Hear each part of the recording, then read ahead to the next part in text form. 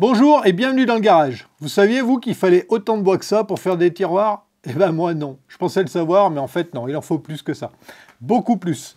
Et encore, là, il n'y a pas tout. Il y a juste ce qu'il faut pour faire les côtés des tiroirs. Il reste encore à faire le fond et les façades. Je dois faire 12 tiroirs pour mon établi. 8 pour ces deux colonnes et 2 ici. Alors oui, je sais, 8 et 2, ça fait 10, ça fait pas 12. Mais de ce côté de l'établi, il en faut 2 de plus. Ça nous fait donc 10 tiroirs traversants, accessibles depuis les deux côtés de l'établi, et 2 tiroirs plus petits de ce côté.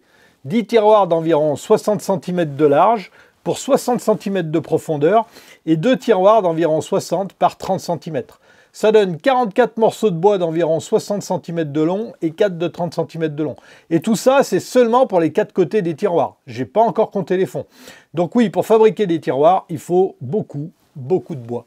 Et le bois, c'est pas donné en ce moment, alors j'ai trouvé un compromis pour économiser du bois tout en fabriquant des jolis tiroirs. Oui, parce qu'il est beau cet établi en hêtre et en noyer, et je veux lui offrir des jolis tiroirs en bois massif. Alors voilà le plan. La plupart des tiroirs sont accessibles depuis les deux côtés de l'établi. Ça veut dire qu'ils doivent avoir des jolies façades à l'avant et à l'arrière. Donc pas question d'utiliser du bois de second choix pour l'arrière des tiroirs, parce qu'il n'y a pas d'arrière. Donc j'ai décidé de faire les façades en frêne. J'ai acheté 2 plateaux de 27 mm qui sont là-haut rien que pour ça. Pourquoi du frêne? Parce qu'au moment où j'avais l'argent pour l'acheter, il était moins cher que le hêtre dont est fait l'établi. Et aussi parce que c'est un bois qui se rapproche esthétiquement du hêtre. En tout cas, les deux essences sont claires et je pense qu'elles vont bien s'accorder ensemble. Et aussi parce que le frêne, c'est une essence que j'ai jamais travaillée et c'est l'occasion d'essayer. Alors toutes les façades ne seront pas en frêne. Cette rangée de tiroirs, la deuxième ici, aura des façades en noyer. J'ai déjà intégré du noyer dans le plateau et dans la presse principale et personnellement, je trouve que ça claque. C'est pour ça que je pense aussi en mettre sur cette rangée de tiroirs. J'espère que ça ne fera pas trop chargé. Je pense que ça va le faire. 2 plateaux de frêne, du noyer, ça fait un sacré billet pour les façades. Alors pour les côtés des tiroirs, ça sera du bois gratuit. Les côtés seront en chêne, le bois que vous avez vu en tout début de vidéo. Alors le chêne, habituellement, c'est pas gratuit, mais le mien m'a été en partie donné par mon père quand il m'a donné sa combinée à bois. Merci encore, papa. Et l'autre partie a été glanée dans les poubelles. C'est fou ce que les gens jettent, hein. Les déchets de certains sont des trésors pour moi. On a des bouts de meubles récupérés aux encombrants, des planches tirées d'une poutre de cheminée, ça vient un peu partout. Et oui, le bois ça coûte cher et il faut parfois être malin pour limiter les frais. La poutre d'où sortent des planches, je l'ai vue derrière un magasin de poêle à bois, dans le tas destiné à la déchetterie. J'ai demandé au patron de la boutique si je pouvais l'en débarrasser. Il était très content, et moi aussi. Alors si vous aussi, vous avez des astuces pour du bois de qualité à pas cher, mettez-les dans les commentaires pour que tout le monde en profite. Les côtés de tiroirs en chêne, en bois de récup, c'est faisable pour ce projet, parce que les pièces ne dépasseront pas 60 cm de long, donc on peut facilement trouver du bois brut suffisamment long, même dans une armoire démontée. Et pour les fonds de tiroirs, ça sera du bois de palette. Ça faisait longtemps que je n'avais pas travaillé avec des palettes, et j'aime bien ça. Bon, par contre, le bois de palette, il a des inconvénients. Il y a d'abord les trous laissés par les clous. En général, autour de ces trous, le bois est souvent noirci. C'est pourquoi, en général, je n'utilise pas le bois de palette pour fabriquer des meubles. Je m'en sers pour plein d'autres choses. Pour m'entraîner une technique particulière, par exemple, pour régler les machines, comme la toupie. Je m'en sers aussi comme pièce martyre. Et je m'en sers aussi quand le projet permet d'utiliser ce bois gratuit sans qu'on voit les trous des clous. Le meilleur exemple que j'ai à vous montrer, c'est ce mur entièrement fait en palette. Vous pouvez voir les étapes de sa fabrication ici.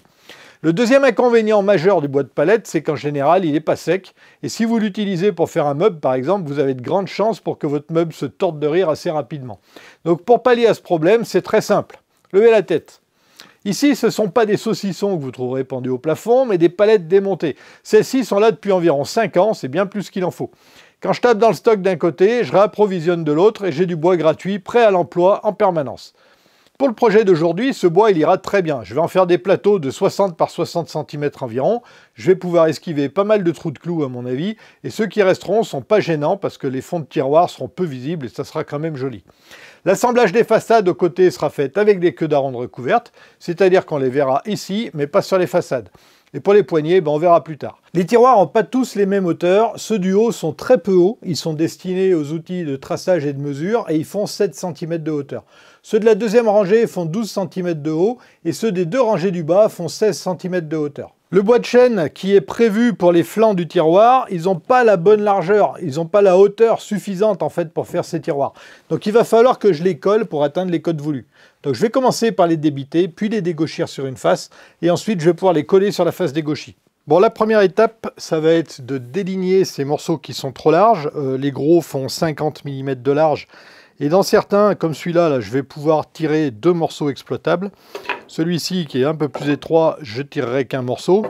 Et celui-là, qui est assez large, ben, j'en tirerai qu'un aussi, parce que de ce côté-là, il y a déjà des mortaises qui sont faites. Et du coup, ce morceau, il va partir au barbecue.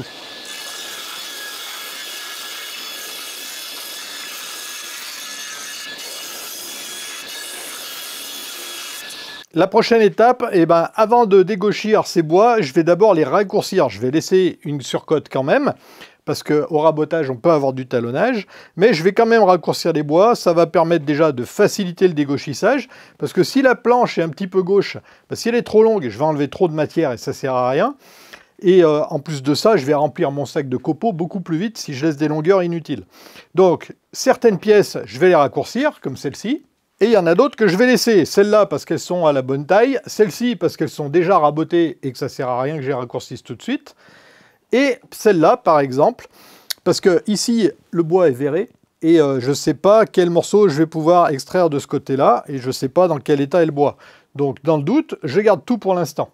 Il y a aussi des morceaux comme celui-là, par exemple, qui sont pile à la bonne longueur. Et du coup, là, j'ai un excédent en épaisseur, donc je peux me permettre de raboter le bois un peu plus parce qu'il est long. Mais par contre, je ne peux pas me permettre d'avoir du talonnage sur un bois qui est pile à la bonne dimension.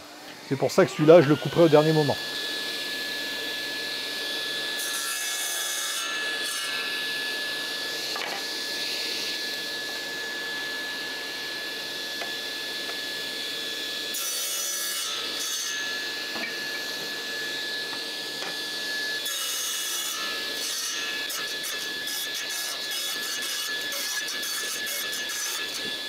Alors, je n'ai pas parlé de la lame pour les 2 premières opérations, donc délignage, donc forcément lame à déligner.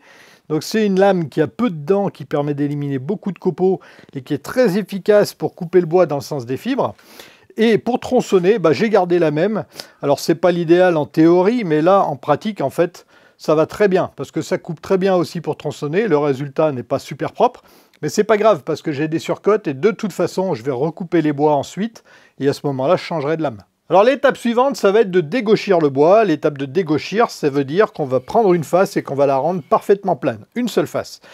Et on ne va pas la prendre au hasard. D'abord, on va prendre une surface large, on ne va pas s'amuser à prendre celle-ci, parce que ça ne sert à rien. Il faut d'abord prendre soit celle-là, soit celle-là. Et là, on observe le bois, et le bois, bah, s'il est tuilé comme ça, c'est-à-dire comme ici, il a tendance à bouger, il n'est pas stable, et il est en appui qu'au milieu, et ben en fait, on va dégauchir la face qui est là. Pourquoi? Bah, parce qu'elle sera plus stable, comme ça. Alors que la face bombée, elle va avoir tendance à vouloir s'incliner d'un côté ou de l'autre, et on aura plus de mal à obtenir quelque chose de plan.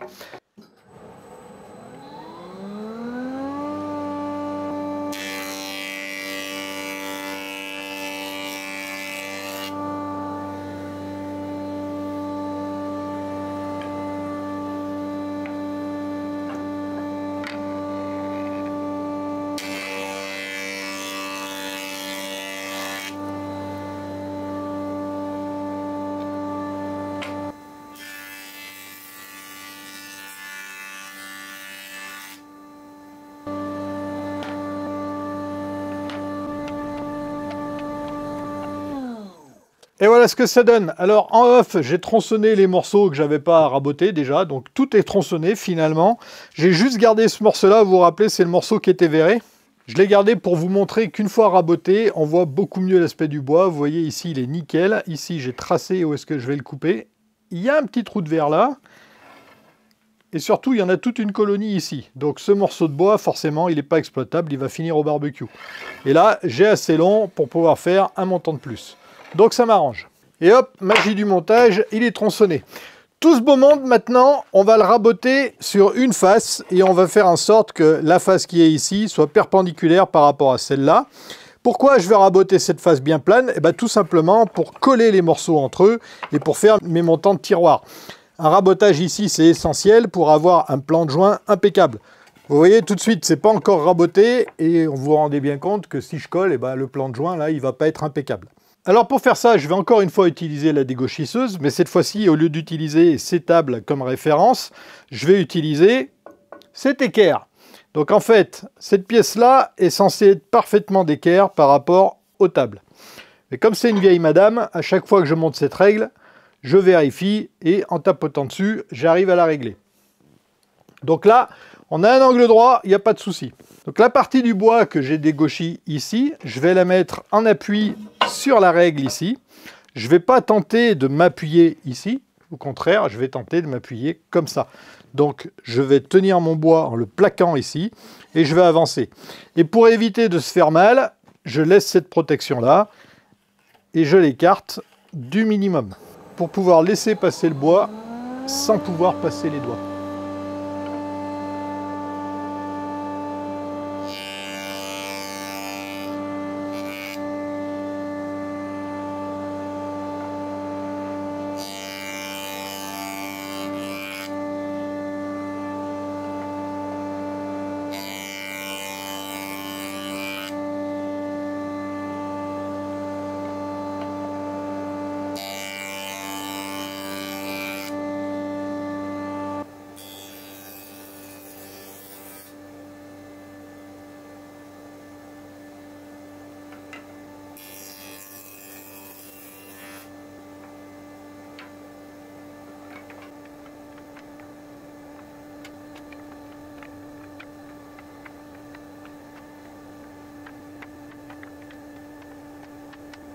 Bon, maintenant, tout ce bois-là est à moitié corroyé. Pourquoi à moitié? Parce qu'on a 2 des 4 faces qui sont rabotées et qui sont d'équerre.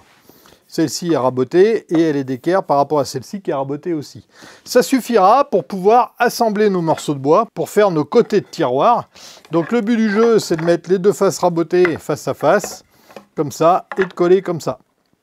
Alors normalement, j'ai tout ce qu'il faut. Avec tout ça, je devrais faire 12 morceaux de 16 cm de haut, 4 de 12 cm, 4 de 7 cm. Et même pour les morceaux les plus petits qui font seulement 7 cm de large, je vais parfois quand même devoir coller 2 morceaux de 40 et 30 par exemple. Mais ça me va très bien parce que ce bois, il a mis des dizaines d'années à pousser et ça me ferait mal au cœur de jeter un maximum de chute au feu. Donc avec cette technique, j'ai moins de chute et ça me va très très bien. Voilà, j'ai fait mes petits comptes d'apothicaire. Ici, on a les tiroirs en 160, du moins les côtés. Ici, les côtés de tiroirs en 120 et ici, les côtés de tiroirs en 70. Certains côtés de tiroirs seront d'un seul tenant, il n'y en aura que 2. Et ça sera dans les tiroirs de 70 mm. La plupart des autres tiroirs seront en 2 éléments. Et certains même en 3 éléments. Donc il va falloir coller tout ça.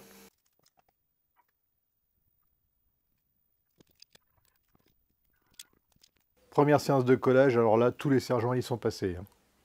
Alors pour les côtés de tiroir qui vont nécessiter 3 éléments, il y en a déjà 2 de collés. Maintenant, je vais raboter ici pour pouvoir coller le 3e élément dessus.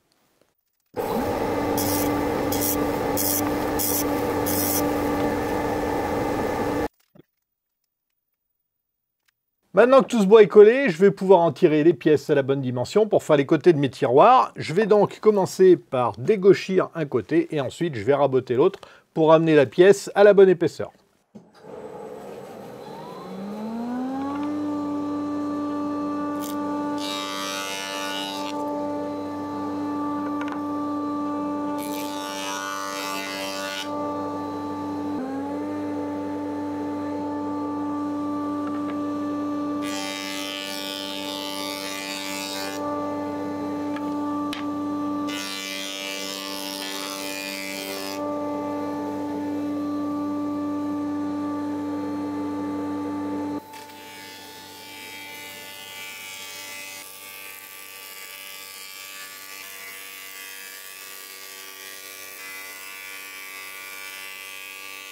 Bon, j'ai tout mon bois, il est dégauchi, il est raboté, ça veut dire qu'il a la bonne épaisseur. Vous avez constaté que dans les chutes, j'ai aussi fait des petits morceaux pour les tiroirs de 30 cm.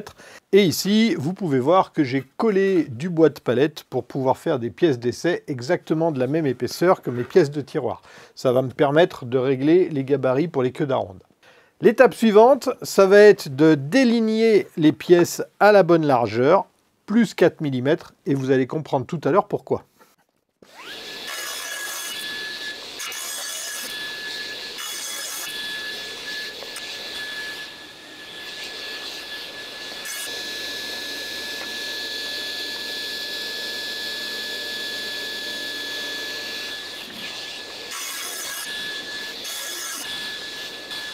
Voilà, je m'en arrête là pour l'instant pour les côtés des tiroirs. Je vais maintenant m'attaquer aux façades. Alors pour les façades, j'ai descendu un de mes 2 plateaux de frêne de là-haut. J'en ai descendu qu'un parce que ça pèse un âne mort. Hein. C'est des beaux plateaux, ils font plus de 3 mètres de long par la louche 45 cm de large. Donc ça pèse. Si j'ai besoin du deuxième plateau, j'irai le chercher. En attendant, je vais déjà faire le calpinage et on verra. J'espère que ça va rentrer là-dedans, ça m'évitera de forcer plus. Donc la première chose à faire, c'est de rechercher les petites imperfections, comme ici par exemple, ou comme là où on a le cœur, vous voyez. Ici, on a un gros nœud. Et ici, on a une grosse fente. Donc la première chose à faire, déjà, c'est de repérer la largeur exploitable ici. On a 150, donc je vais tirer un tiroir en 120, je vais le noter. 120, hop. Alors attention, la fente ici, et le bois il est fendu dans ce sens-là. Ça veut dire que la cote ici que j'ai mesurée, c'est vraiment le bois exploitable.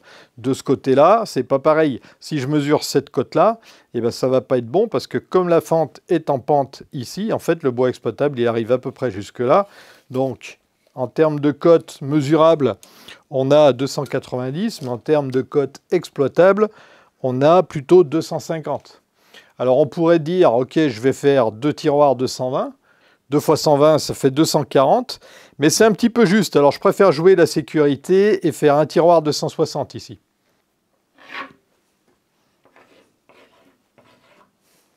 D'ailleurs, je peux aussi en placer un de 70. Alors, ici, c'est un cas particulier à cause de la fente. J'ai déjà déterminé que j'ai mis une pièce en 120, mais en général, quand on calpine, on essaye d'abord de placer nos pièces les plus grosses et les plus longues, et ensuite les plus petites dans les chutes. Ça permet de minimiser les pertes. Idéalement, je voudrais faire des tronçons d'un peu plus d'1,20 m pour pouvoir tirer dans chacun des tronçons 2 tiroirs de 60 cm de longueur. Malheureusement, ici, j'ai ce gros nœud là, et donc, il se trouve à 50 et quelques centimètres de l'extrémité de mon bois. Donc, je ne vais pas pouvoir faire des grandes longueurs d'1,20 m, sinon je risque de perdre de la matière. Donc ici, il va falloir que je regarde quelle distance j'ai ici. Donc là, j'ai 220. Et là, j'ai 210. Donc, je ne vais pas m'embêter. Je vais encore tirer un peu plus de 60 cm. Et là, je vais mettre un tiroir de 160 et un autre. Ici, j'ai une portion de bois qui est nickel. La largeur fait au plus étroit 44 cm. Donc, je vais faire 3 tiroirs de 120. Ça va minimiser les pertes. 120, 120, 120. Quant à là, rappelez-vous, on a cette déformation qui vient du fait qu'il y avait soit le cœur, soit une branche. Je pense que c'était le cœur parce que ici, à l'extrémité, pile en face, ça a commencé à fendre. Ça veut dire que de là à là, c'est fragile. Donc, je ne vais pas exploiter le milieu ici. Et j'ai quelque chose comme 160. Donc, je vais faire une fois 160 ici, une fois 160 ici. Sachant qu'ici, j'ai une petite imperfection que je peux décider de garder, ou pas, on verra. Et ici, pareil, 160 aussi, 2 fois. Alors, pour tronçonner ce plateau, j'ai 3 solutions. Il y a la scie à main, mais j'ai la flemme. Il y a la scie circulaire, mais ma scie circulaire est tellement pourrie que je préfère pas m'en servir. Et puis, j'ai la combinée que j'ai transformée en panoteuse, en rajoutant un plateau ici, je ne sais pas si vous le voyez, mais il supporte le plateau de bois. Il y a aussi ici un renfort qui permet de tenir le guide d'onglet ici en position. Et j'ai rajouté une presse pour maintenir le bois là. Et je vais pouvoir scier mon panneau en sécurité. Ah oui, il y a aussi ici un bout de ferraille amovible qui va permettre, j'espère, de maintenir ce morceau de bois avant qu'il tombe par terre. Je dis j'espère parce que je m'en suis jamais servi encore.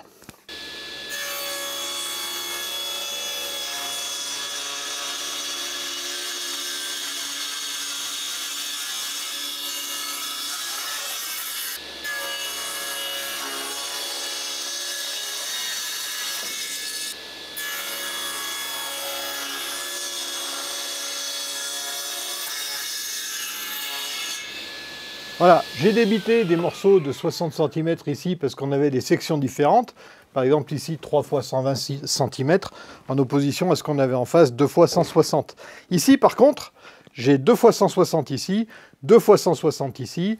Du coup, je vais le garder en une section parce qu'il fait 1,22 m, donc c'est à peine plus que 60 cm. Et en le rabotant d'un coup, je vais limiter le talonnage. Avant, bien sûr, je vais le déligner, je vais le couper dans le sens de la longueur. Mais avant ça, malheureusement, je vais descendre le deuxième plateau de frêne parce que je suis loin d'avoir tout ce qu'il me faut avec celui-là. Bon, finalement, j'ai dû revoir mon calpinage pour absolument éviter d'utiliser la partie centrale des deux plateaux, parce que ces deux plateaux ont été extraits de l'arbre près du cœur, et c'est certain qu'ici, ça va se déformer. Vous voyez cette partie-là, il vaut mieux éviter de l'utiliser. Alors évidemment, en enlevant la partie centrale ici, je diminue largement ma marge de manœuvre pour pouvoir sortir toutes mes façades de ces deux plateaux. J'ai réussi à m'en sortir, quasiment. Donc il y aura uniquement cette pièce de 120 mm de large qui sera extraite du centre de ce plateau-là. Et cette façade-là, eh ben, je la mettrai au fond du tiroir qui ne fait que 30 cm et qui se trouve à l'arrière de l'établi. Donc cette pièce-là, elle ne se verra pas. Tous les tiroirs quasiment ont des faces apparentes puisqu'ils sont traversants, sauf les deux qui sont derrière ce placard, de l'autre côté de l'établi. Et donc la pièce de 120 mm que j'ai tirée du centre de mon plateau, eh ben, ça sera le fond du tiroir qui se trouve ici. Comme ça, ça ne se verra pas. Et s'il se déforme, eh ben, je le referai.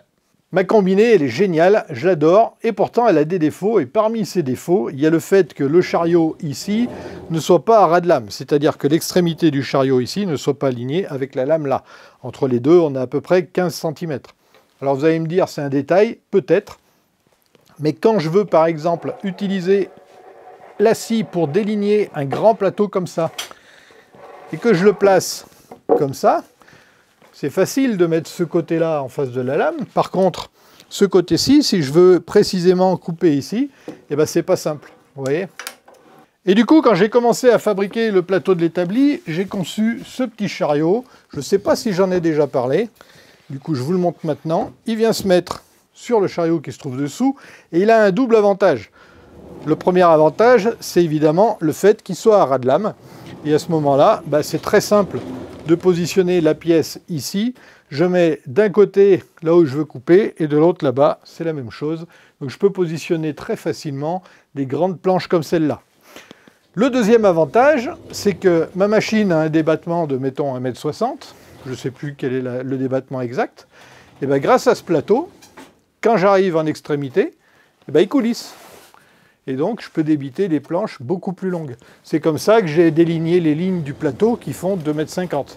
Alors que la machine a une capacité de coupe de peut-être 1,60 m ou 2 m. Voilà, donc, l'idée, c'est de placer le chariot comme ça, d'y mettre dessus le grand plateau. À l'arrière, je me place là où je veux couper. À l'avant aussi. De ce côté-ci du chariot, vous voyez une planche avec des pointes qui dépassent de ce côté-là. Ça va permettre de positionner le bois dessus. Voilà. Donc il ne va pas bouger, il ne va pas se décaler comme ça. Il faudra juste le maintenir de l'autre côté. Et ça permet de le découper en toute sécurité. Si je le place correctement, c'est encore mieux. Voilà. Sans avoir à le maintenir avec un serre-joint, par exemple.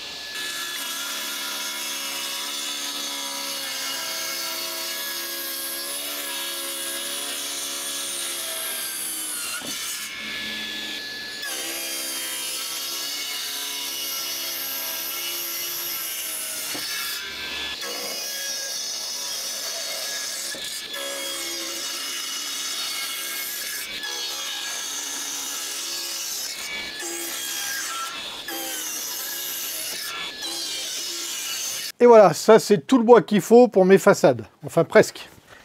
Il manque encore les deux façades en noyer. Allez, bah maintenant on dégauchit, on rabote et ensuite on découpe. Dégauchir, c'est à la fois satisfaisant et fastidieux. Satisfaisant parce qu'on passe d'un état de surface brut à un état de surface lisse, bien nickel. Et fastidieux parce qu'il faut pousser le bois à la machine sur la dégauchisseuse en plaquant bien sur la table. C'est répétitif et c'est pénible finalement. Donc du coup, moi j'ai trouvé une astuce. Je dégauchis le moins possible. Je m'arrange pour qu'on ait une surface dégauchie sur au moins la largeur du bois.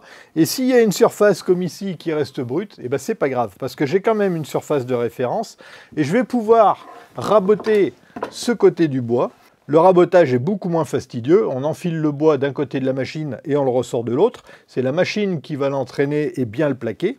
Et une fois que ce côté sera parfaitement plan, eh ben, je pourrais continuer de raboter de ce côté-là pour avoir les deux faces parfaitement planes, parfaitement parallèles et parfaitement dégauchies. Mais avant de raboter le bois, je vais le raccourcir au maximum en largeur pour pouvoir limiter la surface à raboter. Parce que vous voyez, j'ai dégauchi, raboté les côtés et juste dégauchi les façades et j'ai déjà rempli 2 sacs de 100 litres.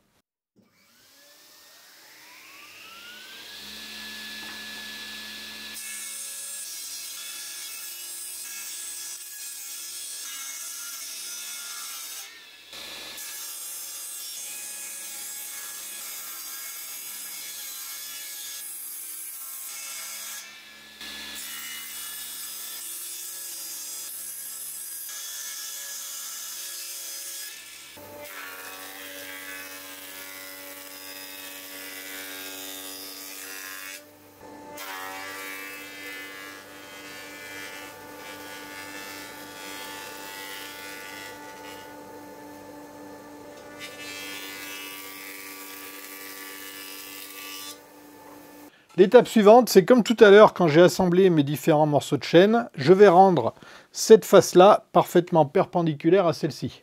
Pour ça, j'ai d'abord passé un petit coup de crayon partout sur les flancs des planches. Et si vous vous demandez à quoi peut bien servir ce genre de crayon, eh bien ça sert à ça. Sur le noyer, les mines carbone, on ne les voit pas vraiment. Bon, ce coup-ci, je vais vous dispenser de cette étape, parce que vous l'avez déjà vu. Je vais me mettre en appui ici, dégauchir comme ça, et voilà. L'étape suivante sera beaucoup plus intéressante. L'étape la plus intéressante, la voilà. J'ai remis la combinée en fonction raboteuse et cette fois-ci, je vais raboter mon bois dans ce sens-là. Je viens de raboter le dessous de la planche. Il va être en appui sur le plateau ici que vous ne voyez pas ou que vous voyez mal. Là, vous le voyez. Et je vais passer la planche dans ce sens-là. Théoriquement, elle va rester debout. Je dis théoriquement parce que j'ai jamais fait ça. Mais bon, je l'ai déjà vu faire. Je suis un petit peu inquiet quand même pour deux choses. D'abord, c'est que la planche, elle fait 20 mm de large. C'est pas beaucoup. Et la deuxième chose que je crains, c'est le talonnage. C'est-à-dire, comme je vous avais expliqué, le bois est plus mangé aux extrémités que sur le reste de la surface. Donc c'est pour ça que je vais commencer par faire les côtés des tiroirs, parce que si ça talonne, ça se verra beaucoup moins que si c'est une façade. Et vous comprenez maintenant pourquoi j'ai gardé quelques millimètres de rab sur la largeur de la pièce. C'est pour pouvoir, grâce à cette technique, raboter toutes mes pièces en même temps et les avoir rigoureusement de la même hauteur. Que ce soit tous les flancs en 160, toutes les façades, et pareil pour les autres pièces. Je fais un réglage par série de tiroirs. Donc pour pouvoir faire mon réglage initial, je vais commencer par mettre le côté du tiroir en place. Je ne fais pas de mesure, hein. Je remonte jusqu'à ce que j'arrive en butée. Donc là, la pièce ne bouge plus. Je défais un tour. J'enlève ma pièce. Je remets un tour. Je verrouille et j'attaque.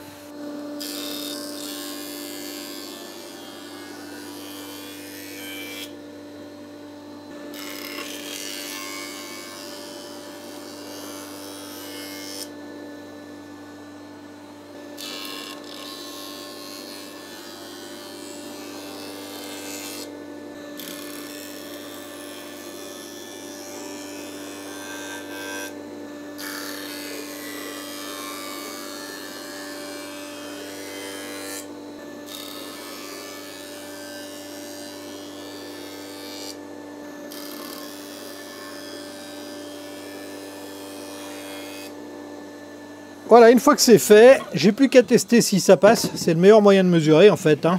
Vous voyez, si ça rentre pas ou si ça frotte un petit peu, eh ben vous rabotez un petit peu plus toutes les pièces, comme ça seront toutes de la même hauteur et tous les tiroirs seront compatibles entre eux. Ben là c'est pas mal. Ça promet. Alors il faut bien vérifier à tous les emplacements parce que autant ces pièces-là sont toutes de la même hauteur, autant l'écart ici n'est pas forcément le même, hein. Il peut y avoir des imperfections. Là vous voyez c'est un peu juste, hein. Quand je me mets un peu de travers ça passe pas forcément. Mais c'est pas grave, je vais garder ça comme ça. Bon par contre les emplacements de tiroirs de 160 mm ici, ils font bien 160 mm, mais mes pièces ici dans la vraie vie elles font pas 160 mm. En théorie, une pièce de 160 mm dans un trou de 160 mm, ça passe. Mais dans la vraie vie, il faut quand même du jeu. Vous voyez? Donc, mes pièces ici, elles font entre 159 et 158 mm. Je ne sais pas combien, je ne les ai pas mesurées. Tout ce que je sais, c'est qu'elles sont à la bonne taille. L'étape suivante, c'est de couper l'extrémité du bois pour avoir un bord parfaitement perpendiculaire à ici et ici. Je vais m'occuper que d'un côté pour l'instant, parce qu'il va falloir peut-être que j'ajuste la longueur des profondeurs de tiroir. Parce que les dimensions théoriques de l'établi, je les connais. Par contre, les dimensions pratiques au millimètre près, ça, je ne les connais pas. Donc, pour couper mon bois, j'utilise une scie, bien sûr. Et puisque l'aspiration n'est pas hyper efficace, j'utilise un masque. Et évidemment, un casque.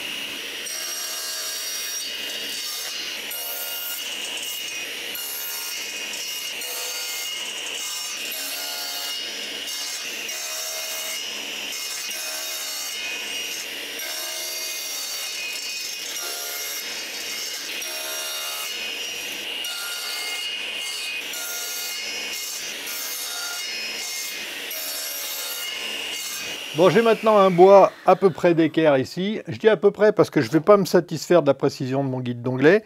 Je vais utiliser l'outil le plus précis de mon atelier, la planche à recaler. Alors pour ceux qui ne connaissent pas, il y a une vidéo qui s'affiche ici en haut et vous l'avez aussi dans le descriptif de la vidéo. Donc l'idée, c'est d'utiliser un rabot pour pouvoir parfaitement rectifier cette face-là. Donc je la mets en contact ici. Et je rabote.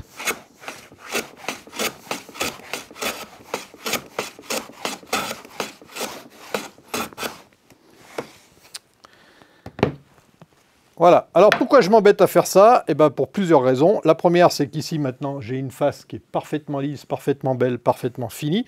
Et en plus, je sais que je suis parfaitement perpendiculaire ici par rapport à là, donc par rapport à cette surface, et ici par rapport à là, par rapport à cette surface. Et ça, c'est très important quand on veut faire des queues d'aronde, parce que l'important, c'est les surfaces de référence. Si on veut faire du bon travail, il faut commencer par ça. Mais ça, on le verra dans le prochain épisode. Construire ces tiroirs, je m'en suis pas rendu compte au départ, mais ce sont énormément d'opérations. Et puisque j'ai choisi de tout vous montrer en détail, comme d'habitude, il va falloir que je découpe la fabrication en plusieurs épisodes. Je vous promets que ça sera intéressant. Allez, du coup, on passe au bilan. Alors aujourd'hui, à première vue, j'ai pas fait grand-chose. J'ai fait que préparer partiellement du bois pour les tiroirs. Et encore, seulement les côtés et les façades des tiroirs, mais pas les fonds. Et pourtant, rien que pour ça, j'ai passé un temps fou. C'est lié au fait que préparer du bois brut, c'est pas mal de taf. D'abord, il faut calpiner le bois, c'est-à-dire bien observer les plateaux de bois et déterminer quelles pièces seront extraites des plateaux. Ceci en fonction des caractéristiques du bois, la taille, le sens du fil, les défauts et les aspects qu'on voudrait éventuellement mettre en valeur. Ensuite, ce bois, il faut le découper, il faut le dégauchir, il faut le raboter, et puis enfin le ramener à ses dimensions finales. Et dans le cas d'aujourd'hui, en plus du calpinage, j'ai utilisé du bois de récup, et dans ce cas, la méthode n'est pas la même. Il ne faut plus calpiner à partir d'un grand plateau, mais il faut déterminer de quel bout de bois je vais extraire mes pièces. Le chêne que j'ai utilisé aujourd'hui, j'ai dû en coller plusieurs éléments pour sortir des pièces aux bonnes dimensions, et ça ajoute encore des étapes à la préparation du bois. C'est assez long, mais personnellement, je préfère gâcher un minimum de matière noble plutôt que d'aller plus vite. Comme je l'ai déjà dit, le bois a pris des dizaines d'années à pousser, je ne suis pas à quelques heures près. Mon chariot de coupe m'a encore une fois été bien utile, j'en suis très content. Je l'avais fait rapidement pour me permettre de déligner des bouts de bois de 2,50 m de long à l'époque, et sur le moment, je l'avais limite fait à l'arrache pensant qu'il allait me servir une fois ou deux, pas plus. Du coup, je n'avais pas filmé sa fabrication parce que je ne m'étais pas rendu compte sur le moment à quel point il me serait utile. Et en fait, je m'en sers assez souvent, il est très utile et vraiment pratique. Voilà, donc j'ai pas grand chose à dire sur le rabotage et le dégauchissage, sinon que le rabotage des bois en appui sur des flancs de 20 mm de large, ça s'est très bien passé, et ça m'a permis d'obtenir des tiroirs tous rigoureusement à la même hauteur. Sans que j'ai à connaître cette hauteur d'ailleurs.